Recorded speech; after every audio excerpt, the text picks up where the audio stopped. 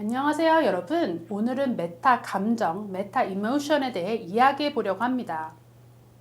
메타 감정은 학습 과정에서 느끼는 다양한 감정을 인식하고 관리하는 것을 말합니다. 이를 통해 학습 성과를 높이는 방법을 알아보겠습니다. 먼저 1960년대에 진행된 한 흥미로운 실험을 소개하겠습니다.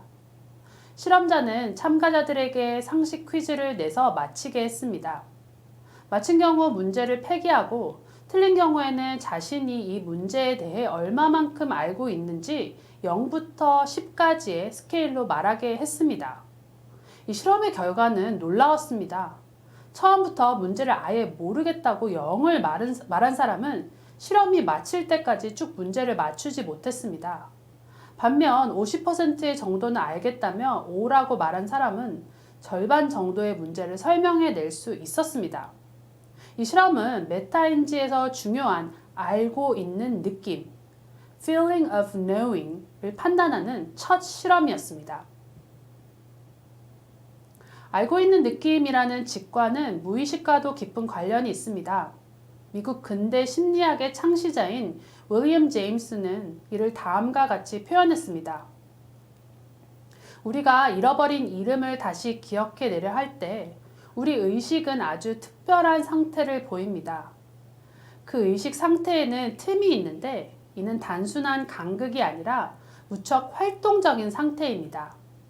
그 틈에는 그 이름에 대한 일종의 유령과 같은 것이 존재하는데 그것은 일정한 방향으로 우리에게 손짓하고 친밀감으로 우리를 간지럽히기도 하죠.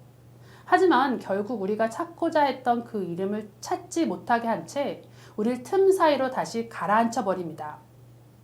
윌리엄 제임스의 이론은 메타인지와 깊은 관련이 있습니다. 그는 우리의 의식이 단순히 정보를 저장하는 것이 아니라 다양한 틈을 통해 정보를 연결하고 찾아내는 복잡한 과정이라고 설명했습니다.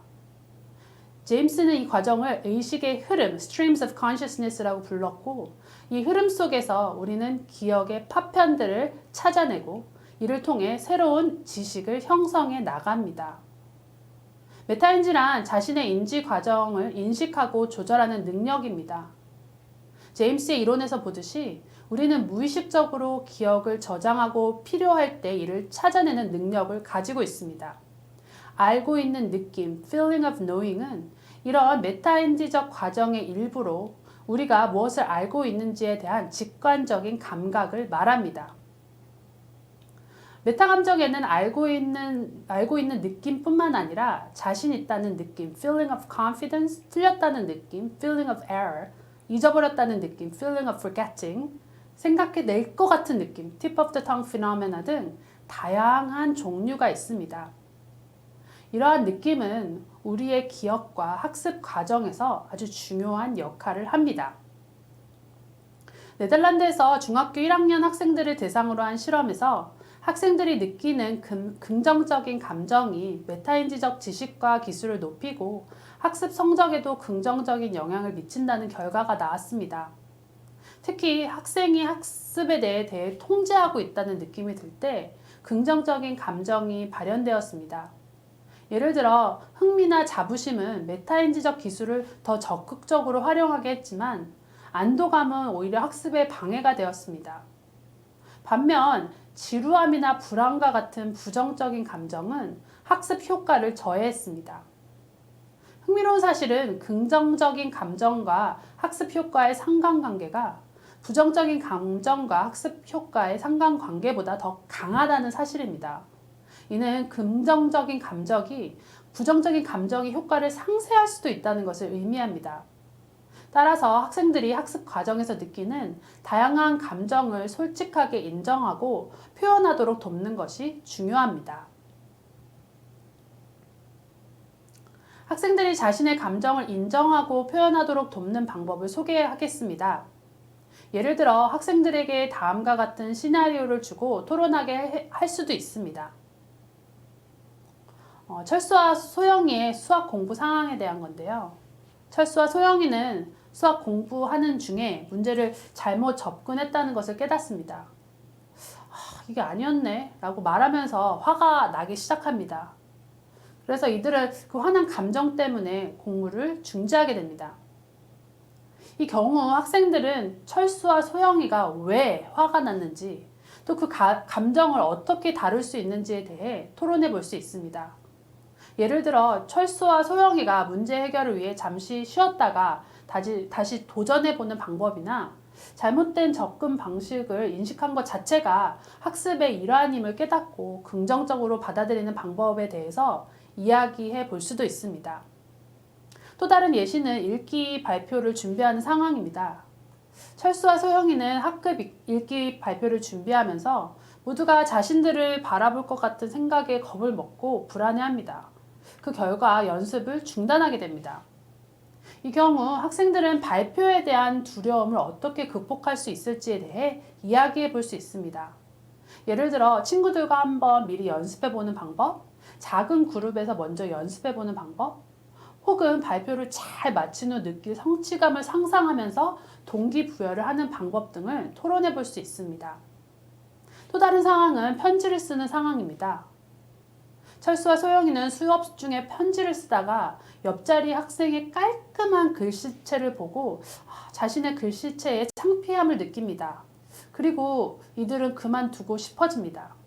이 경우에 학생들은 비교로 인한 부정적인 감정을 어떻게 다룰 수 있을지에 대해 한번 이야기해 볼 수 있습니다. 다른 학생의 글씨체를 보고 연습을 통해 개선해 보려는 자세를 갖는 방법 등 여러 가지를 한번 논의해 볼 수 있습니다. 또 다른 상황은 실험을 하는 상황인데요. 철수와 소영이는 과학 실험 중에 액체가 예상치 못한 색으로 변하자 놀라고 당황합니다. 어떻게 해야 할지 몰라서 실험을 멈추고 액체를 싱크대에 버려버립니다. 이런 경우 학생들이 예기치 않는 상황에 직면했을 때 어떻게 대처할 수 있을지에 대해 이야기해 볼 수 있습니다. 예를 들어 실험의 과정을 기록하고 원인을 분석해 보는 방법, 실험의 실패도 중요한 학습 과정임을 인식하는 방법 등을 논의할 수 있습니다. 학생들은 이런 상황을 놓고 부정적인 감정에 빠져 학습을 중단하려는 경우에 대해서도 토론해 볼 수 있습니다. 우리가 어떤 느낌을 강하게 가지게 될 때 그것은 우리의 학습에 대해 방해를 일으킬 수 있게 됩니다. 우리가 느끼는 방식이 곧 스스로 생각하고 자기 자신에게 말하는 방식입니다. 이러한 방식으로 우리는 어떤 일을 하는 방향으로 움직여 나갈 수 있습니다. 따라서 부정적인 감정을 없애기보다는 이러한 감정을 인정하고 새로운 학습 방식이나 전략을 찾아보는 것이 효과적인 학습 전략을 찾는 데 도움이 됩니다. 결론적으로 메타 감정은 학습 과정에서 매우 중요한 역할을 합니다. 학생들이 자신의 감정을 솔직하게 인정하고 표현할 수 있도록 돕는 것이 필요합니다. 이를 통해 학생들은 더 나은 학습 전략을 찾고 긍정적인 감정을 만들어갈 수 있습니다. 오늘은 메타 감정에 대해 알아보았습니다. 이 영상이 도움이 되셨다면 좋아요와 구독 부탁드리겠습니다. 감사합니다.